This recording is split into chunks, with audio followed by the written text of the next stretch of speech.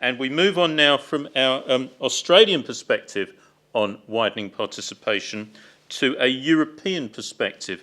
And we're delightful to be joined by Professor Christian Helms-Jorgensen, who is from Roskilde University in Denmark. And Christian, we very welcome you and thank you very much for joining us.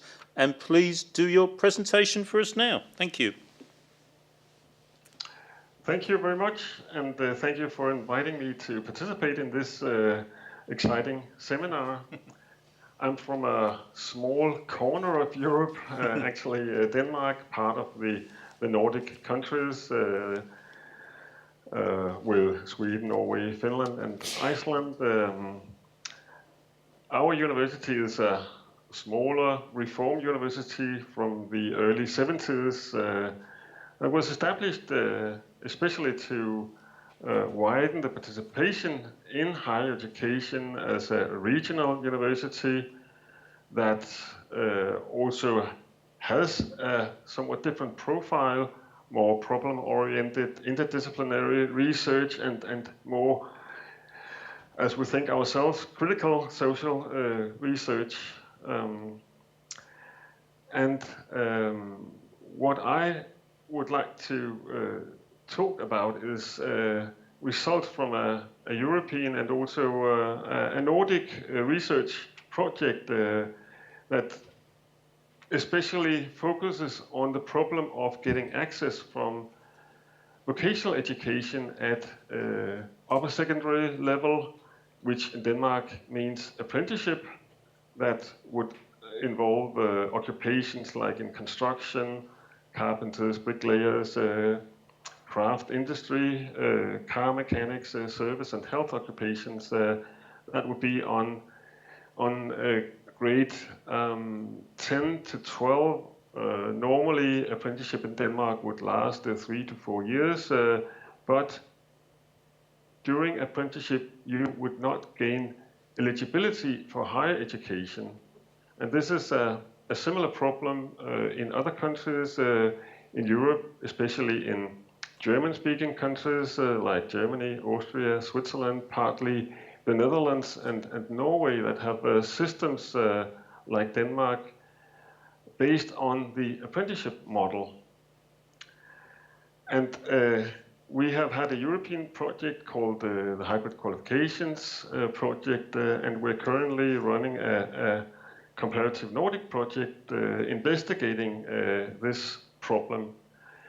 And so this is what I'm going to talk about. I have these 3 points: defining the problem, blind alleys and bridges, and discussing the reasons why it is so difficult to improve the progression from vocational education at upper secondary level to higher education. First of all, in Denmark, like in most other European countries, we've seen a strong increase in the participation in higher education. In Denmark, the government 4 years ago raised the ambition for participation in higher education from 50 to 60% of a youth group. And actually, this has succeeded. And I think we can thank very much the financial crisis for this, as the figure here illustrates. So it looks like we don't have so much of a problem of participation in higher education. But the question is, has this also benefited the students from vocational education, apprenticeship? And if we look back at history from the early 50s, we can see that the recruitment to the vocational track has actually been quite stable. We had a crisis in the 70s and even growing until at least 2005. So recruitment to apprenticeship is actually quite stable. But then if we compare with the general track, we can see that the general programs have increased very much during the last 50, 60 years. And this means that an increasing share of young people actually attains eligibility for higher education. And as a consequence, the relative status of vocational education is decreasing, and increasingly vocational education, which is mainly apprenticeship, appear as a blind alley in the educational system. Another problem is that if we look at the social background of students in the two tracks of upper secondary education, first what we call the gymnasiums, the academic track, around 1/3 of the students there have parents who have also higher education. But if we look at the vocational track, the dual system, only around 12% of the students have parents who have completed a higher education program. So we can see that the tracking in the Danish system, the tracking in two tracks, a vocational and a general track, also involves a social selection of students and social inequality in the recruitment to the different tracks of upper secondary education. Actually, there's been a lot of initiatives since the 70s to build bridges from vocational education to higher educations. First of all, there were attempts to integrate the two tracks.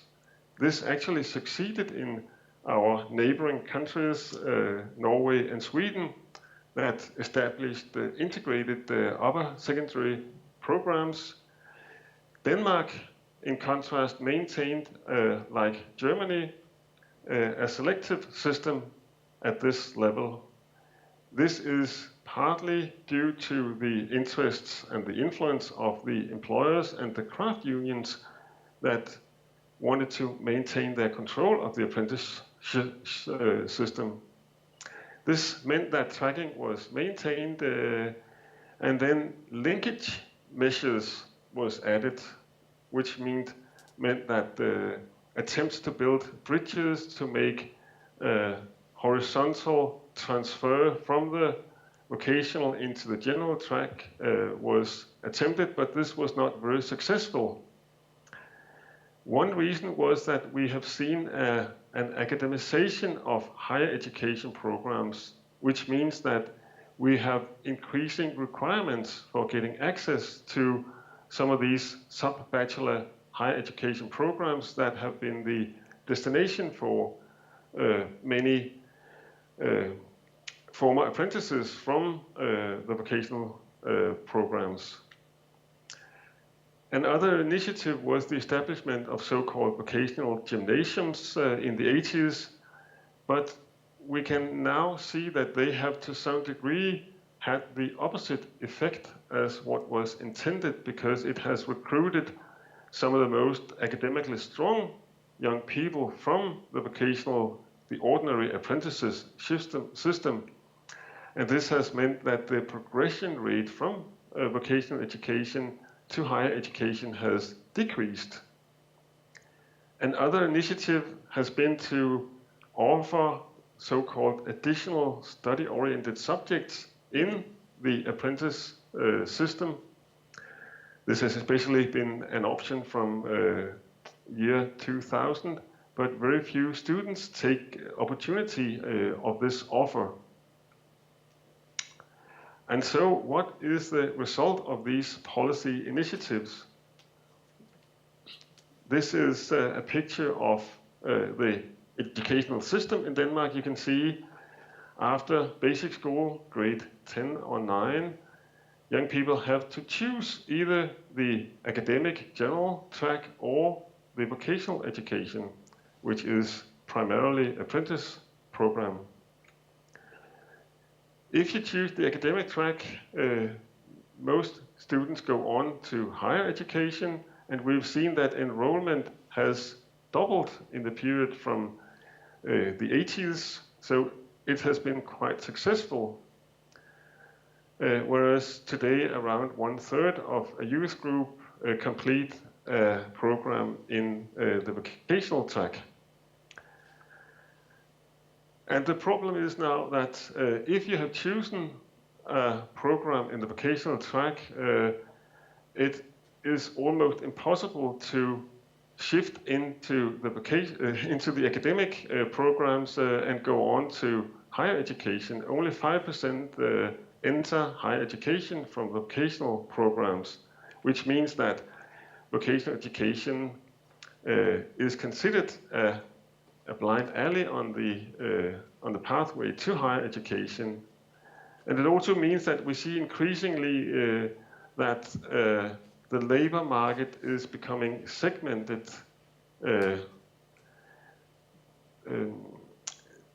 It was a separation between people with a higher education degree who have progression opportunities in the labor market and another part of the labor market with more limited opportunities for career without having a higher education degree. We made a study to see what has the development been in the progression rate to higher education, measuring 5 years after completing an apprenticeship. And the depressing picture is that the rate of progression to higher education from apprenticeship has been declining in all the major traditional programs of construction, industry, technology, food, restaurant, and so on. And only in the business programs and the health programs we've seen a growth in the progression rate. So the problem is, why is it that the progression from the dual system, the apprenticeship system to higher education is so low? And one obvious reason is that the dual system actually is quite successful in bringing young people into employment. Around half of all apprentices continue in the training company when they have finished their apprenticeship, and then they start earning a quite generous wage, and many then get financial responsibilities for family, they buy a house and so on, and this limits their opportunities to progress in the educational system. Another factor is that the labor market partners have successfully pursued a strategy of what's called vocational enhancement, which means that they have chosen to upgrade the vocational programs rather than give priority to giving access to higher education. So today, ambitious students can choose longer and more demanding vocational programs instead of going into higher education.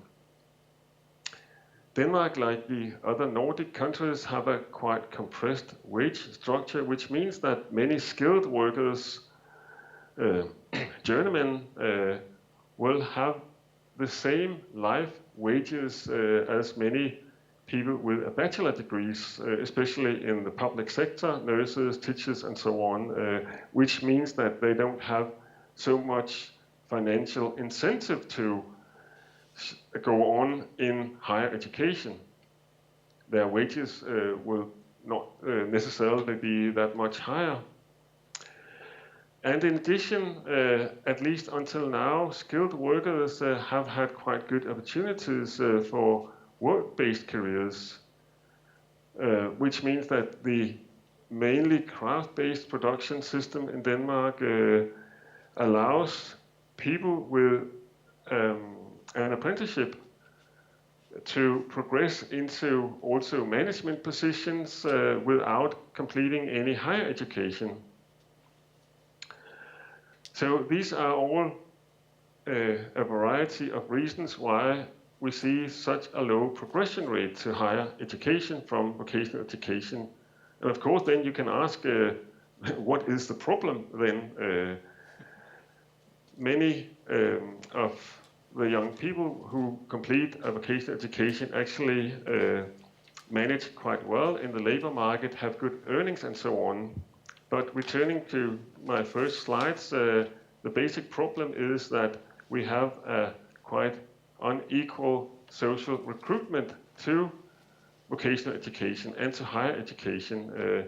And in addition, increasingly, the vocational programs appear as a dead end in the educational system.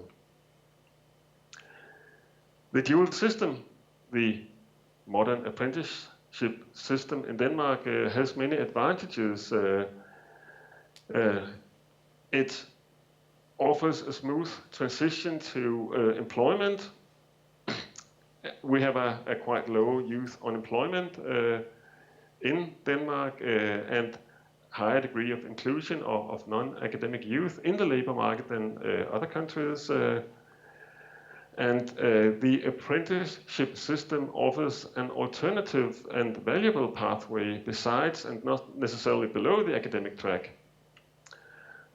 But these strengths or advantages also are weaknesses, because apprenticeship transfer students out of the educational system into employment and then divert young people from higher education, which limits their opportunities for shifting labor later in the life course if they become unemployed, if they are worn down in their work, as many employees in the construction industry, for example, experience. Then they don't have eligibility for progressing into higher education. And then vocational education appear as a blind alley, because the social partners have given priority to employability over opportunities for progression to higher education. So in this European project, we've seen not only in Denmark, but also in Germany and in other countries, kind of a policy dilemma, that it's difficult to achieve direct access to skilled employment in the vocational programs and at the same time offer direct access to higher education from the vocational programs. So it seems to be like a choice between either one or the other: access to employment, like the Danish system is very good at, or access to higher education, which is almost impossible in the Danish system. And some of the consequences is that we see a falling esteem of vocational education. Young people are diverted from higher education and only 5% progress. And at the same time, employees who have the combination of the two kinds of qualifications are very valuable in the labor market. I'll just shortly present a new political initiative for improving access from vocational education to higher education, the so-called OUIS program that offers so-called hybrid qualifications that tries to combine the two kinds of qualifications. It's located here in the overview of the Danish educational system in the vocational programs, but give access to higher education as well as to the labor market. I just show you how the structure of this program is. This is the traditional apprenticeship, where you can see that workplace learning takes up most of the time of the programs. On the other hand, we have the gymnasium, the academic program that's full-time school-based, and then this new hybrid program that combines workplace training, apprenticeship with school-based training. And whereas the two others give access either to the labor market or to higher education, this combines access to both. Some of the first results from this new bridge from vocational education to higher education is that it actually has succeeded in attracting many young people but also that it has a high dropout rate in the first year because it's a very demanding program, as it combines 2 programs just in the time of 1. It's also quite difficult to include the long work-based training placements in the program, which means that employers are not so interested in providing training placements. And it might unintentionally actually reduce the esteem of the ordinary VET programs because it attracts some of the more ambitious students from the ordinary apprenticeship programs, which of course is contrary to political intentions. Finally, I'll just point at some of the parallels in Europe to this Danish initiative. In Switzerland, more than 10 years ago, in the 90s, a new program called Berufsmaturität was established, built into apprenticeship. They have 2 forms. One form is 2 days every week at a school-based learning in order to read general subjects to gain access to higher education, or to offer an additional year after completing the apprenticeship in order to gain eligibility for higher education. Sweden represents quite a different kind of program because they in the 70s established a comprehensive full-time school day-based system where all young people in principle gain access to higher education. The problem here is that this system and these programs are not very good at providing access to the labor market.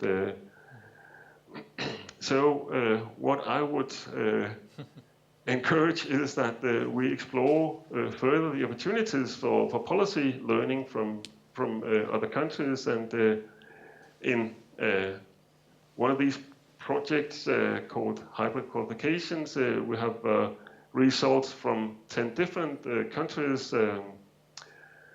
and in the current project I put our web page here. You can see some of the results from our Nordic study. Thank you very much. Christian, thank you so much. Again, I think all our presenters today, and I think you're a really good example of that, of giving us a huge amount of content in your very limited 20 minutes. So I thank you for that. And I absolutely agree with you that what we need to do through these kind of seminars is learn more about policies in one another's countries, and in particular learn more about policies that actually work. I'm afraid you will be aware that the United Kingdom has a lamentable record on vocational education and training, and indeed the new Conservative government is making a huge amount of policy noise around new apprenticeship schemes. But I think the kind of the history that you described over the last 20 or 30 years feels very familiar in the UK.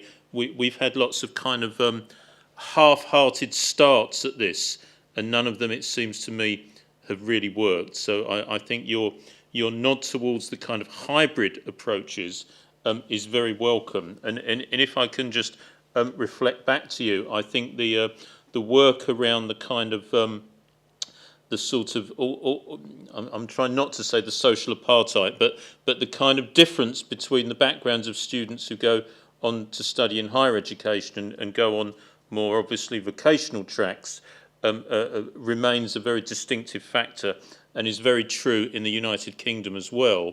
We are very aware of the, I will say none, I'll perhaps temper that with say very, very few of our politicians have either been through a vocational education experience or indeed send their children to those experiences. So I think there's perhaps a lesson there. Okay, thank you, Christian. And we have a couple of minutes for questions and discussion. I'm just going to look at Kate to see if we have any questions. I'm getting a nod and a smile. So, Kate, over to you. Thank you. A couple of comments coming in on Twitter. one relating to the sort of dual track system in Denmark, and commenting that the system should allow people to go to university at other points in their life, not just at 18, which is obviously something of interest to us at the OU. And related to that, just one question really for Christian, related to the age at which young people are asked to make a decision about which track they're going to follow. So if you could let us know what age young people are, and also what your view is about that age that they're asked to make that decision. Christian, could I just check you heard that over Skype? It's really our interest in the age at which young people have to make that decision about which track they go on to. I think I heard and understood the question. I think it's a key and critical question, because young people in Denmark are supposed to make this very decisive choice at the age of 16 or 17 when completing compulsory school after grade 9 or 10. And obviously, many young people are not able to take this choice in a qualified way. They don't know very much about the opportunities, especially in the vocational programs, and that's one of the reasons why we see this so-called academic drift. Many young people just continue in the academic track in order to keep their future opportunities open. And that's one of the reasons why in neighboring Norway and Sweden, policy reforms have postponed this decisive choice. In Norway 2 years, and in Sweden 3 years. And in my opinion, from a view of increasing equality in access to higher education, it would also be an advantage to take similar step in Denmark to postpone the age of separation between academic and vocational programs. Christian, thank you very much, and you can perhaps confirm with us. I think I was at a conference last year and heard a presentation from some German colleagues, and I think Germany has also attempted a kind of policy move around hybridization in this area. Is that right? Yes, and I mean, I have also worked with some German colleagues, but I think we have also discovered some fundamental problems of introducing hybridity in apprenticeship programs because of the interest of employers and the nature of workplace learning being at the same time part of an educational program, but then at the same time for employers an employment relation that they should also have some kind of financial balance in. Okay.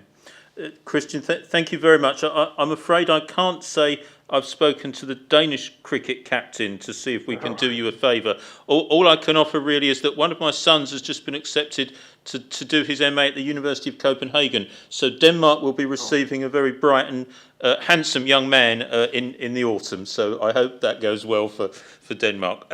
I'd like to move us on, if I may. We now offer a perspective from the United Kingdom, but particularly a perspective informed by policy differences and divergence, really, in relation to the Celtic nations. And I believe we're going to start with our colleague Gail Hudson, who works in the Open University in Wales.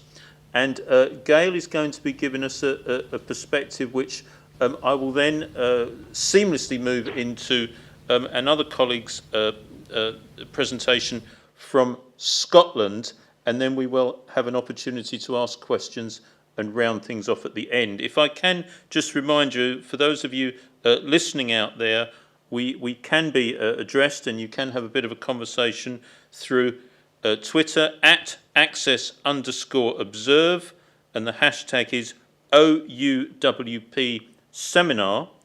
And just to contextualise this for those of you who are not aware of the Open University, as I've mentioned before, this is one of a regular series of seminars we do, And I think it's interesting that both issues of practice and policy have come up today, and I think they're kind of two aspects that our seminar series have certainly covered.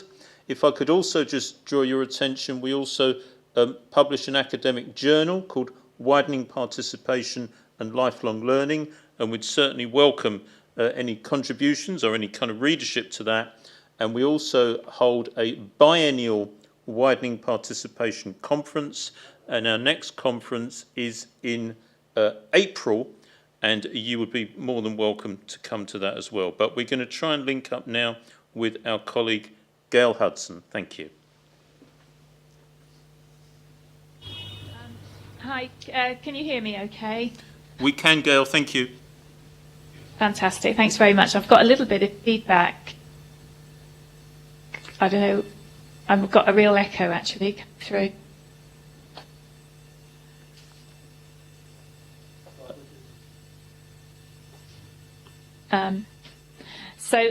My name's Gail Hudson, and I'm the Widening Access Manager, one of the Widening Access Managers for the Open University in Wales.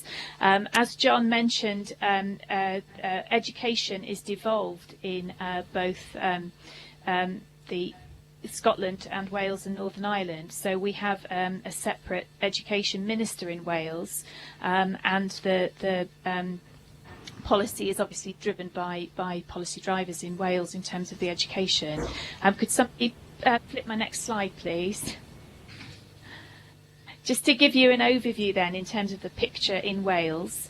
As John mentioned earlier, in terms of the Open University, for those of you who don't know, we're obviously specialised in adult part-time distance learning. So we're really the university that offers a second chance to adults, and we have an open access policy. So anybody can come and study with us. Most of our, more than 70% of our students are actually in work while they're also part-time with the OU. And more than 40% of our students join us without prior qualifications that they would need to enter a traditional university in the UK. In terms of the widening access credentials, over 25% of our students in Wales live in the most deprived areas of Wales, and approximately 17% of our students in Wales also have some sort of disability. The average age of our students is now 29, and as John said earlier, that number seems to be going down every year, so we seem to be attracting younger and younger students.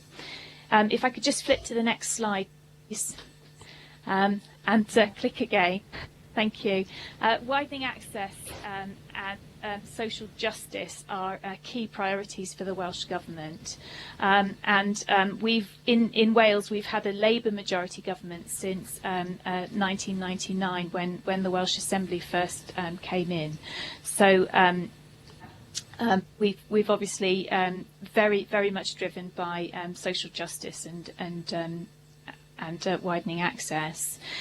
Within Wales as well, there are regional higher education structures. So within Wales, although it's a small country, it's then divvied up into 3 different regions. So we've got the mid and the north, the southeast and the southwest of Wales.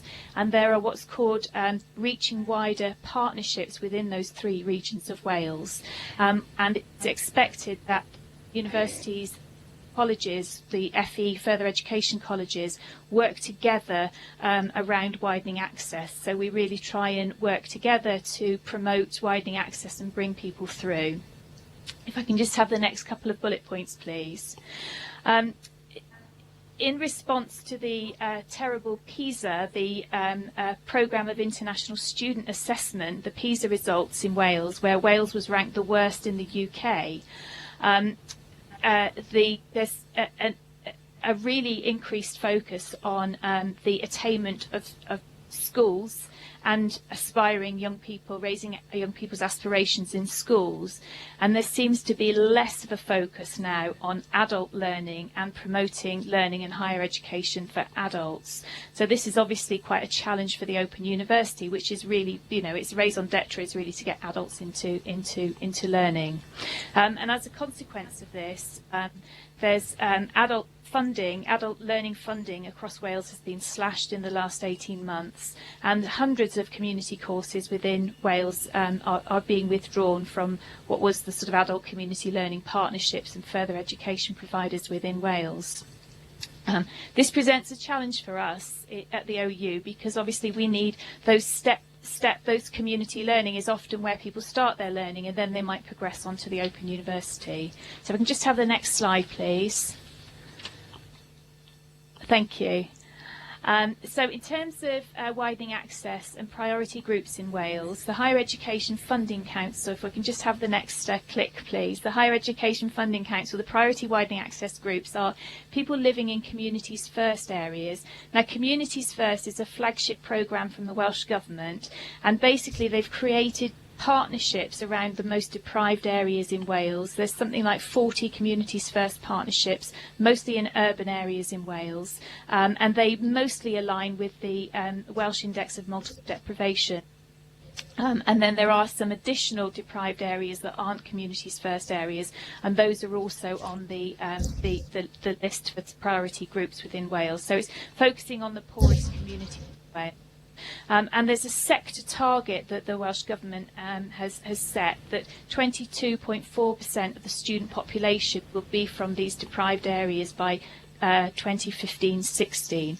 And as I said earlier, already the Open University, we're already hitting that in terms of 25% of our student population are from those poorer communities.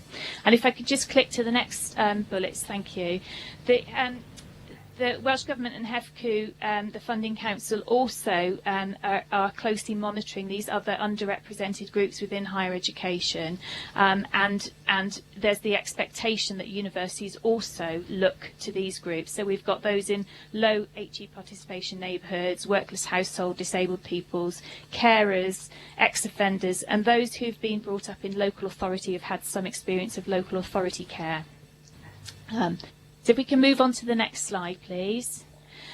So the Open University obviously is a distance learning provider, so it's very difficult. We haven't got the same sort of infrastructure and links with local communities because we haven't got a campus location. So we tend to reach our widening access learners by employers and trade unions, and also by linking with community learning and information providers. And we've very much taken this approach that it's through these trusted intermediaries and partnerships that we will reach the learners. If we can have the next slide, please. Thank you. And then click again. Thank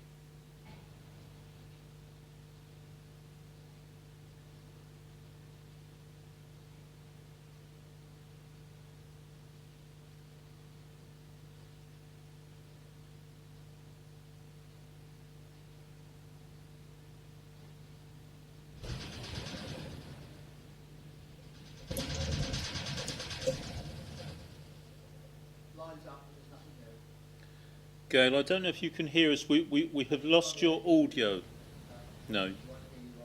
Okay. All right. If anyone else can hear me out there, we've just lost the audio. I can hear you. Can you hear me? Gail, we can now. Thank you. Could you just pick up from about a minute ago? We've got the slides up that we can see. No problem. So I'm just getting a little bit of feedback again. Sorry. So I was just saying we link in very closely with formal and informal education providers, trade unions and employers, because it's through them they will be reaching potential learners of ours. They're working with the adults that we, could be potential students for us. If I can click again, please. So, as I mentioned earlier, there's 3 regions within Wales, there's these structures, and we work in partnership with the other universities and colleges. And these are the 3 main projects that we've got as part of the Reaching Wider partnership projects. So we have a Step into STEM family learning project that's working in South East Wales. And that's my colleague who leads on that, and she's working with the other universities doing family learning activities. The other universities are very interested in helping the young people and the students there aspire to perhaps progressing onto their universities. And we're also going in then working with the adults within that family learning setup, helping them to raise their aspirations and think about opportunities to get into further learning and higher education. My colleague also links in the southwest of Wales with a summer university programme. That's mostly working with young people, and again alongside the other universities, the Open University is there to support that. And that's aimed at young people who were spending a few weeks over the summer holidays to have a higher education experience to help raise their aspirations for maybe thinking about going into higher education. And then in the North Wales, we've got an Open University Access project. The OUIS, as part of its access curricular, prepare students for higher education, has got a 30 credit access course, and it's obviously delivered through part-time distance learning. Because of the withdrawal of a lot of access provision from the local colleges in Wales, there's hardly any part-time access provision now. We've linked up with the other universities in North and Mid Wales, and they're accepting the Open University Access as a pathway, as a recognised pathway into their programmes as well. So we're offering the OU Access course as a pathway potential to either carry on studying with the Open University or moving to Bangor, Glyndŵr or Aberystwyth universities as an option after they've done the access course. So if I could just have the next click, please. Another programme that we've got, we work very closely with libraries across Wales. Obviously, libraries have got great digital centres in terms of computers and free access at those libraries. So we have a partnership with libraries and run drop-in sessions on a regular basis at most local authority libraries across Wales. And if I can have the next slide, the next click, please. We also, although we don't do a lot of local events, we also link in to local events where they're in very targeted areas. So our communities first areas, if they're running events, we might, for instance, have a local information stand there or an information point. And all of this is really underpinned by Wales-specific widening access marketing campaigns. So we have a specific marketing manager within Wales who has a brief around widening access work and employer engagement, and she works and complements the kind of work that we do on the ground by doing specific campaigns. If I can have the next slide, please. The other area that we do in terms of helping to prepare widening access students or potential widening access students for study with the Open University is we use our open educational resources. So most of you might be familiar with our platform OpenLearn. We've also got a big presence on iTunes U and YouTube, and in Wales last year we launched OpenLearn Cymru, which also provides bilingual materials. And through this free open educational resources, we hope that students or potential students have the opportunity to prepare themselves before they enter into formal study. If I can just click the slide again, please. So one of the projects around our open educational resources is our OpenLearnChampions project, and working with our partners, so people who work with learners in the communities, these trusted intermediaries, we run OpenLearnChampion training sessions where we train up the practitioners to be aware of all of the open educational resources that are available. They then have these resources as an extra tool in their toolbox when they're working with learners and can help direct learners to these materials. We've also now got a network of over 140 OpenLearnChampions in North and Mid Wales, and the project's going Wales-wide from the autumn. So these people are our expanding network, really, to work through to reach those students, and they're now aware of the open educational resources, and there's an online platform for them to communicate with each other and share news with each other as well. And if I can have the next slide.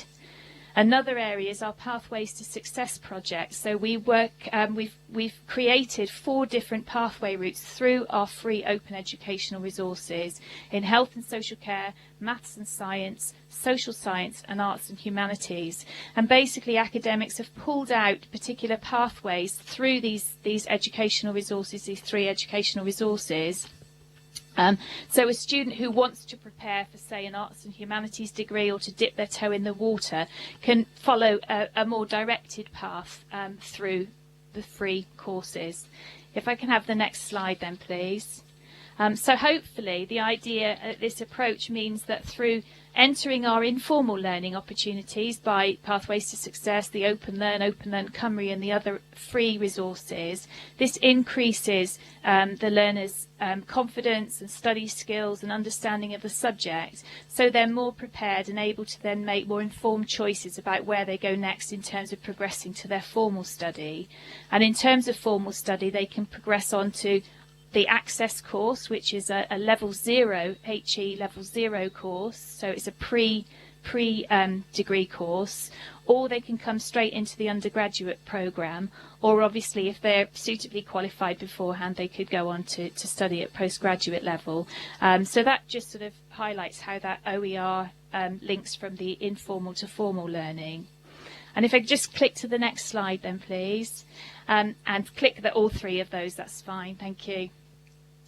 So basically, in terms of then when the students come to us to consider studying formally with us, we work very closely as a Widening Access team with the registration and learner support team, so that students then have the information, advice and guidance in terms of progressing and making informed choices about where they go and where they start their study with the Open University formally.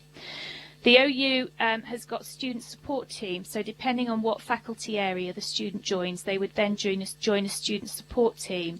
And increasingly, through those student support teams, students who have got particular vulnerabilities or who are struggling at certain aspects of their course will have proactive support from their tutors and from the student support teams to keep them on course. And there's quite sophisticated data analytics that are going on behind the scenes in terms of being able to pick up if students haven't or have logged into things like the student forums, or if they have or haven't submitted the TMAs and things like that, their assignments.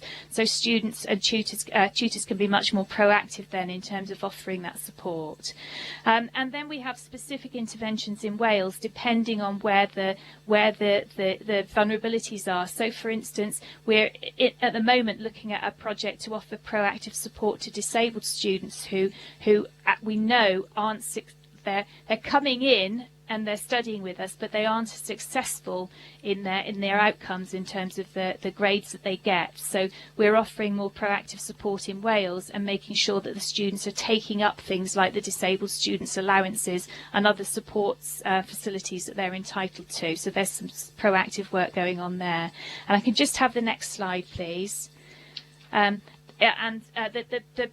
big dilemma I think that we have, and it's an ongoing dilemma with the Open University as a whole and also with the Open University in Wales, is where we sit within our partnerships. So obviously we're working in partnerships with traditional universities who've got brick and mortar and are part of their local communities, and how much at the Open University in Wales do we do that local stuff and in some cases replicate what other universities are doing already, and how much do we sort of exploit the scale of the university and do some of those bigger projects. And it's a difficult dilemma for us.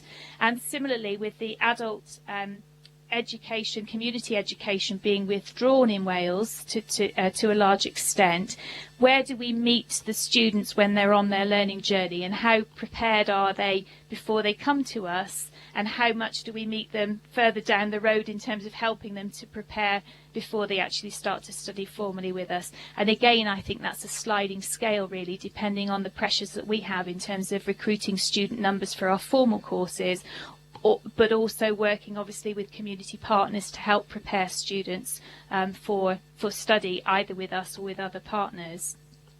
And that's an ongoing dilemma really that we have. And that's all I've got to say really, but I'll just put the last slide up if I can, which is just my contact details. And again, like the other speakers, I'm happy to have any further discussion offline. Thank you. 20 minutes there, thank you. And you'll have noted there we moved seamlessly from Skype into video conferencing. So again, we've done well there, and we will move on to our next perspective from the Celtic nations. But I just wanted to throw in a thought there for colleagues not based in the UK, that the increasing divergence of HE policy, HE funding, and certainly approaches to widening participation is growing momentum really, and is quite significant for the Open University, as Gail has described there. And I think a real dilemma for us as a large-scale UK-wide provider in terms of how we attend to the importance, which we've heard in a number of presentations today, of meeting really local needs. And one thing, just in case any of you are itching on your Twitter finger to ask a question, I think what Gail's presentation did introduce to us, I think, was a new dimension which the Open University are very involved in, which is the availability of free educational resources and that approach to informal learning as a way to support students into progressing onto higher education. But I'm going to hand over now to our final speaker, Dr. Lindsay Hewitt, who is from the Open University in Scotland, and her presentation will finish things off today. Thank you, Lindsay.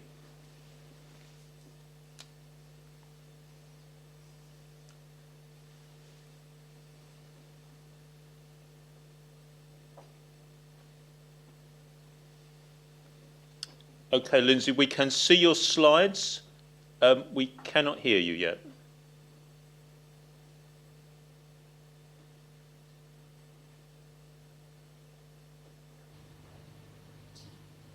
Can you hear me?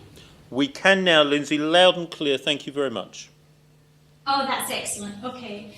It's actually quite fortuitous, really, that we've swapped these two presentations, because in a way I'm going forward from what Gail's already said in terms of using open educational resources. And indeed, the model, one of the models that we've got here for our resource pack was actually based on the work that Gail and her colleagues had already done in Wales. So it's actually, from your perspective, in terms of seeing how a model is being developed, it's actually quite lucky. The title of this slide is Developing a Widening Access Framework to Support Transitions from Informal to Formal Learning. But to give that, and doing that, I'll focus a little bit on how we've used free open educational resources from the OUIS portal OpenLearn, but also how we've worked with partners to develop bespoke educational resources, open educational resources that we've used in conjunction with the wider array of material available on OpenLearn. But to contextualise that a little bit, I'll just say a little bit about what the higher education system is like in Scotland. If you could just go on to the next slide, please. I suppose what I'm saying here is that we're in a context where the Scotland's government there's been an enduring focus on OpenLearn. Historically, the notion of a lad o' pearts, where you've got someone from a very modest background is able to gain education and progress and achieve great things. So there's a kind of historical legacy to that. But even in terms of the immediate context, we have, with successive Scottish governments, a commitment to the notion of learning for all, and an agreement, really, or a commitment to having higher education fees free at point of delivery. That's not to say that people don't actually, in the end, pay for the fees, but at point of delivery they are free. And the thing that's really helped, especially with adult students, is the introduction of the part-time free grant that provides free education for individuals, not families, individuals who have an earning of under £25,000 a year. So the Scottish Government, through the Scottish Funding Council, really sees widening participation.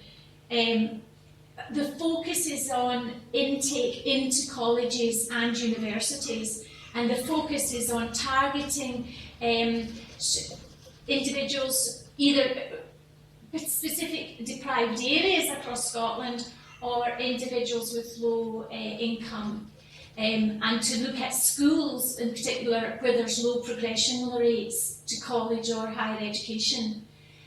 with an aim to really growing the number of students that are going into or enjoying further and higher education. Against that background, the Scottish Funding Council has introduced an arrangement with each higher education institution of an outcome agreement, an individual outcome agreement with each institution to work through what their commitment and targets will be in the area of widening access. And the Open University, just like all the other institutions in Scotland, have a commitment to do that, to meet what they've agreed to meet their agreement. The other interesting thing that's going on at the moment is that the Scottish Funding Council has opened a commission on widening access, really to explore and to understand a bit more about the barriers to participation in higher education, and to think about appropriate measures. At one time under Learning for All, they talked about the notion of a basket of measures, and I think they're really thinking along these same lines. So rather than it just being focused purely on specific postcode areas, what they call index of multiple deprivation, they're actually looking to think of other aspects that might be a barrier to education. We've already mentioned this in this morning's session about broadband, but also there's particular barriers around rurality that will speak to other people in this conference today, whether it's in the UK or in Australia. Next slide, please. So, given our commitment to outcome agreements and the context that we're living within in Scotland in relation to funds and the part-time fee grant, the OU in Scotland's strategic approach really is a commitment to working in partnership, because that's an area that the government's very keen on. They call it regional coherence, where you have an area where there are institutions and employers working together to support the needs of the people in that area. So there's a big incentive and in order to work in that way. So our approach is really is getting it right getting it right in the right places. So the focus is actually on working with in a wide range of contexts, including schools and colleges, third sector, local authority community groups and employers as part of widening access, but also in terms of our work-based learning strategy and things like that. So I put up there just a few of the partnerships and networks that we're working with in relation to progression from informal to formal learning. But the colleges is focusing mainly on articulation from HN, high national to degree study, but elsewhere you're seeing you're talking about transition from informal to formal learning in a variety of contexts, and where learners are supported in different ways. It might be groups of learners, or it might be, depending on the organisation, on a one-to-one basis. Next slide, please. Okay. So the focus of this session really is about supporting transitions from informal to formal. And I'm not going to talk about our widening access, the OU's access modules. I'm going to focus on the work that we're doing and the model that we're drawing on that's around using open educational resources.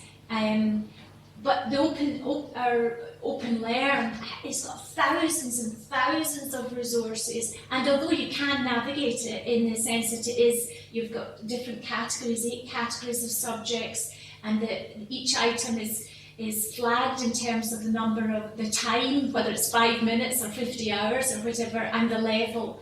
It's actually quite a daunting process for new learners in particular, or people that are not maybe savvy with IT.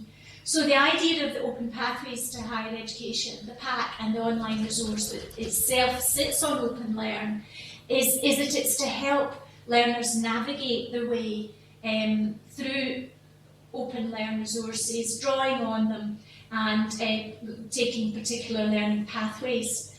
And within that framework, we're using, like Wales, we're using the OpenLearnChampions model, whereby partners link people in different organisations, take on the role in a varied way of facilitating learners in their particular context.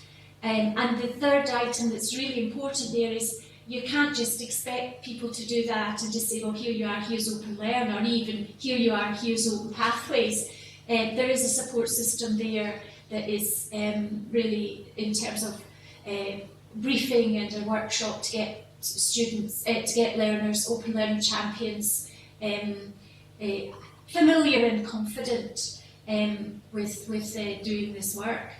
So the focus is on facilitating the Pathways framework is to help transitions from informal to learning, to develop our capabilities and experience in terms of open educational practice in a wide range of supports, and to help our partners make best use for their own needs and for the clients and learners' needs of the wide range of open educational resources available for themselves and their organisation.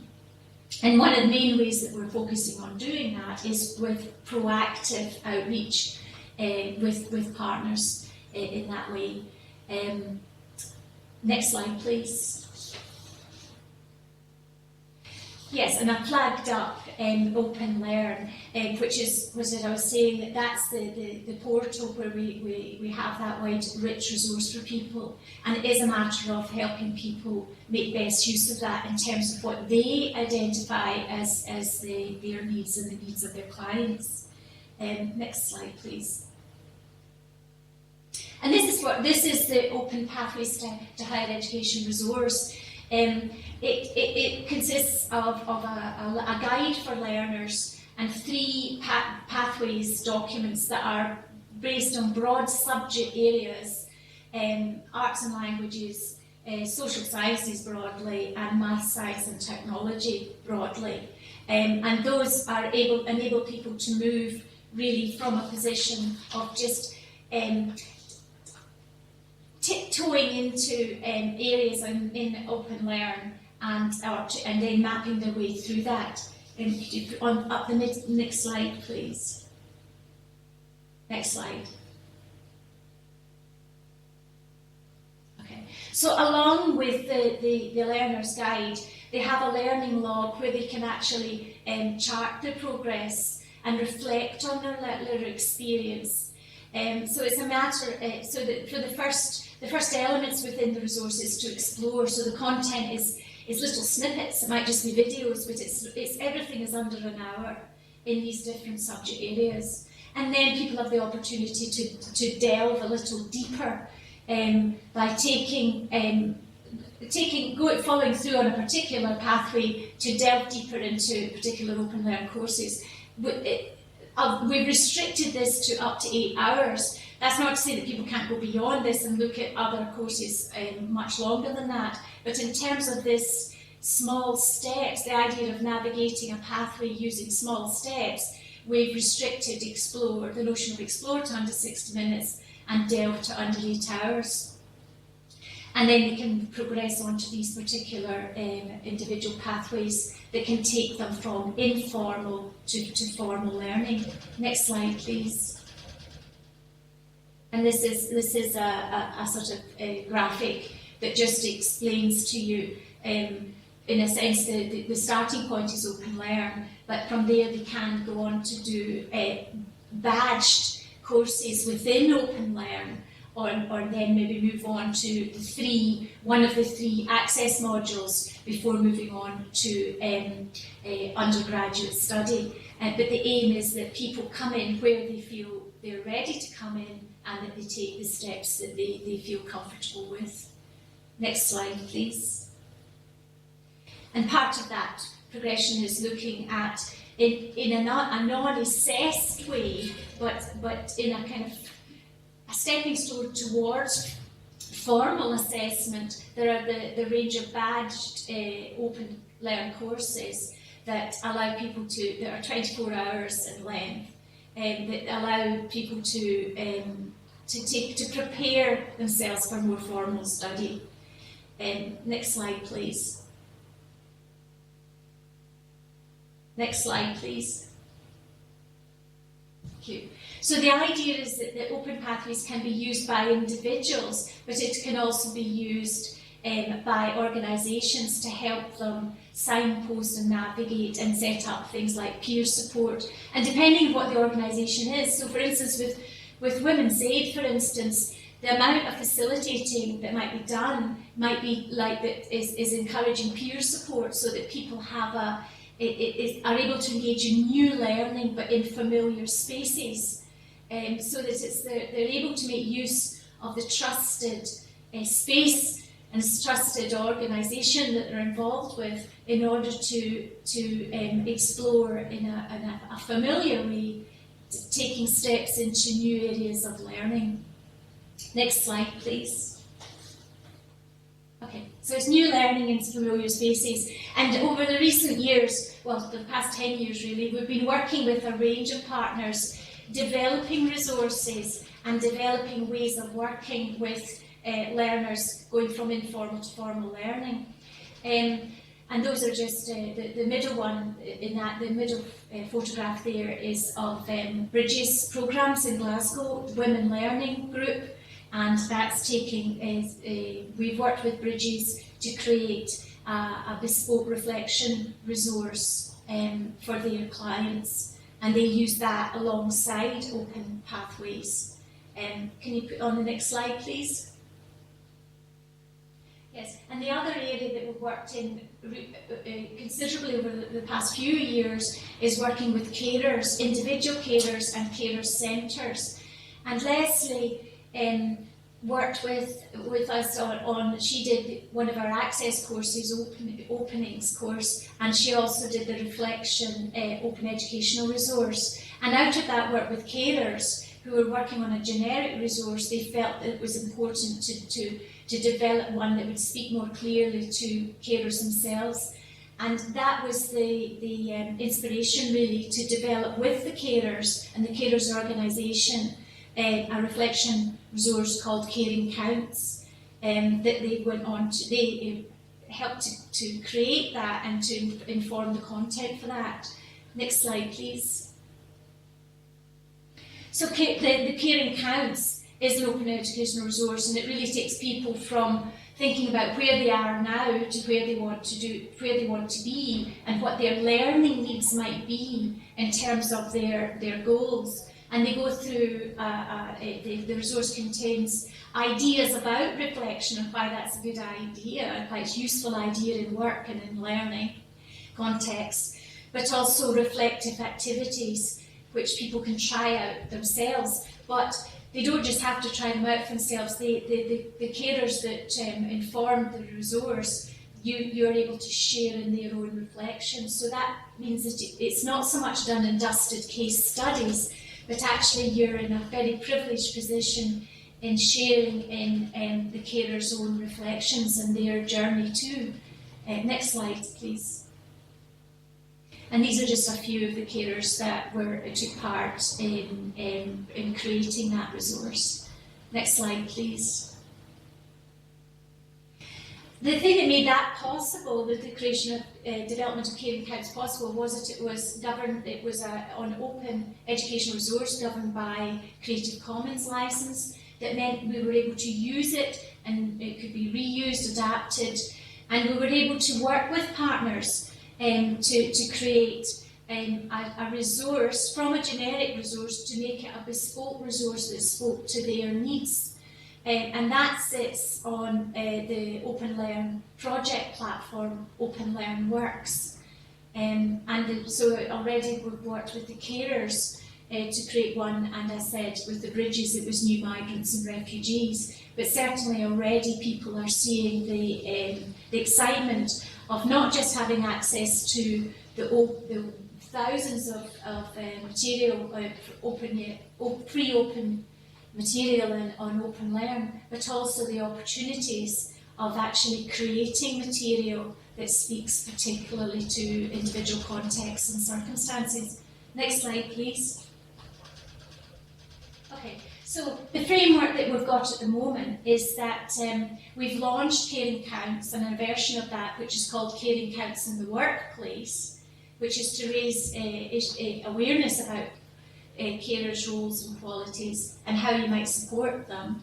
We've launched Open Pathways to Higher Education, the resource and online, the pack and the online resource.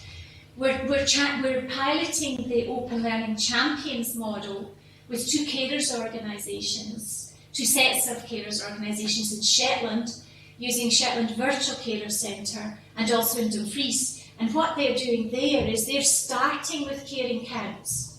So Caring Counts is the place where the carers actually take stock of where they are and what their learning needs might be. And from there, having worked through Caring Counts, they're then going on to use Open Pathways and make the mapping and the navigating Open Learn into, for some, it might just be staying within informal learning. But for others, it's moving on to access courses and actually, ultimately, as the original carers did, onto study at higher education higher education level. And this work will be reported on in the autumn. But there's a lot of interest in people becoming Open Learning Champions and seeing this. I mean, the pilots there are focusing on a carer context, but there is interest from the other partners, Scottish Union Learn, National Health Service. There's a wide range of partners that are interested in doing that. And if you wanted to get back in touch with me, and the same as everyone else, please get in touch through the email on the final slide. Final slide, please. And you can click on the links to the resources that I've been talking about. Thanks very much. It's lots of stuff there for people who perhaps don't know the context in which you're working in Scotland, and certainly for me, the importance really of operating in a nation in the UK where there is a political commitment to learning for all, which, as you know, we don't always get in England. And I think coming through as a comparison with some of the other presentations we've heard today, the importance of targeting and the importance of partnerships, and yet we recognise some of the challenges around there. So I thank you very much for that. I'm just looking at my colleague Kate to see if we have any questions. And again, I'm getting a nod and a big smile. So we'll have some questions, and then I will just make a few final words to round off. So lots of comments and questions on these two presentations. Firstly, a comment about the concept that Lindsay spoke about of new learning in familiar places, and the idea that that's a very exciting idea with lots of implications, especially if you include online places that people are visiting. So that was an observation. We had a couple of questions that apply, I think, to both speakers really, which was regarding the OpenLearnChampions and the people who have worked with OpenLearnChampions, and just wondering whether we have any information about the pathways that those students go on to take. I think we've touched on that, but whether we know any more about what the pathways are that they undertake. Gail, do you want to say something about that, as you've had more experience?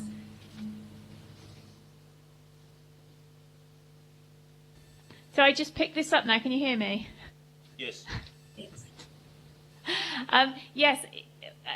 We've been running the OpenLearnChampions project now for about 3 years in North Wales, and we've got some examples of learners that have come through, dabbled with the OpenLearn, and then have progressed on to Access and Level 1 study with the OU.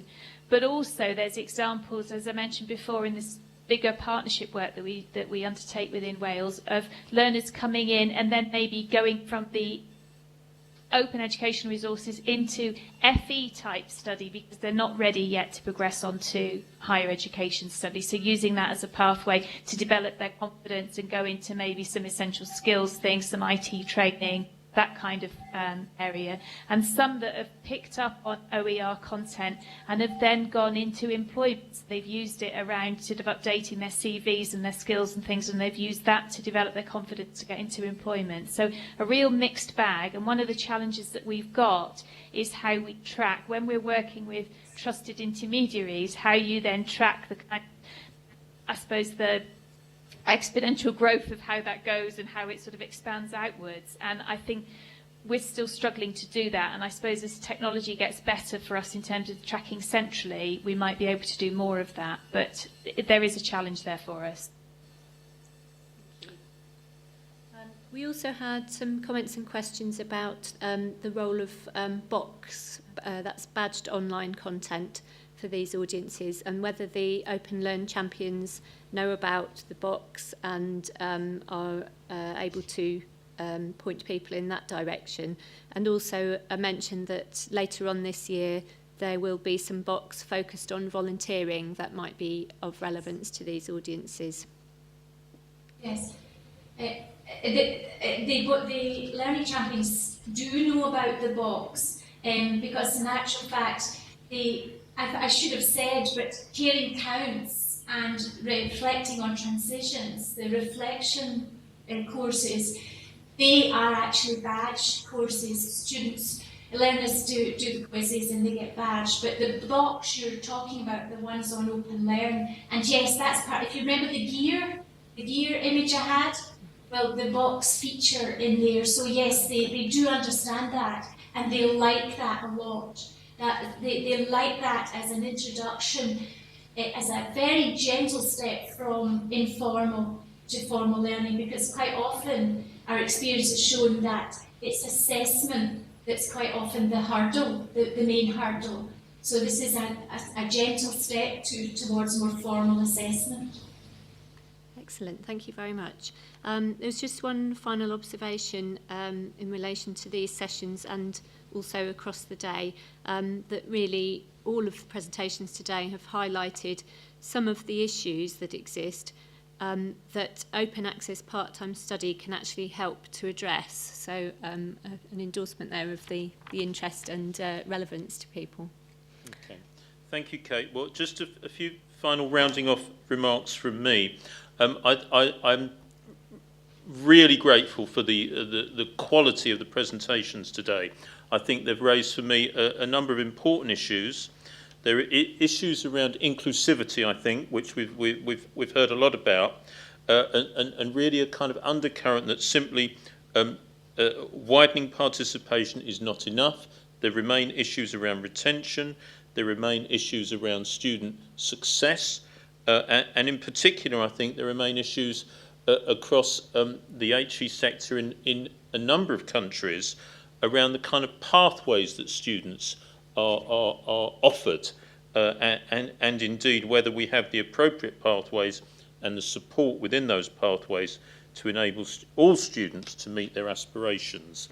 So I think for me that talks about our work internationally, really, to ensure that students who are seeking to enter higher education but lack perhaps the kind of cultural capital, that we are all working to address that we are working to address the pathways into HE study, and I hope it's been interesting for international students, international participants, to hear about some of our open educational resources and some of those informal approaches to learning, and ultimately I think it's about our ability within the sector to enthuse all of our learners, and for me, despite the obvious kind of policy differences and the financial differences and challenges internationally, it's been a pleasure to hear how much we all have in common, really. So I think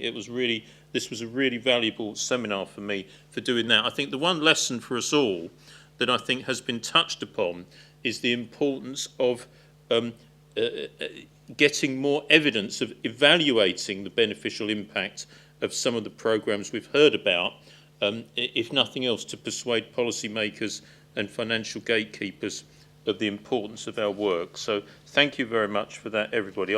I've certainly learned a lot. I think it was really wonderful to make so many academic connections across the globe. I just say for colleagues, we've been sitting here in Milton Keynes, kind of in the middle of England, really, on a very sunny morning. And I believe some of our colleagues in Australia may well have been adjacent to the beach when they were presenting, which is lovely. And we've had colleagues in Scandinavia and the Celtic nations as well. So in doing this international seminar, which I think has been incredibly valuable, we've also saved some trees and certainly picked up ideas that we will, at the Open University, continue to run with. So I thank everybody. I want particularly to make clear that this whole morning has been filmed and recorded and will be made available to look at again or to share with colleagues. Secondly, I want to particularly thank colleagues in my unit, Wendy and Caroline and Kate, for all the running around and making this happen. Thank you. It hasn't been an easy task, but I think we've done it. I particularly want to thank our AV colleagues upstairs there, because without whom this would not have happened, and I'm sure this was a real challenge for you as well. And I particularly thank our speakers and hope that we can continue this conversation and really learn from one another. So thank you very much, and I hope you've all enjoyed it. And please do email in any comments or tweet some comments, because we would really like to continue the momentum built up by this. Thank you very much, everybody. Farewell.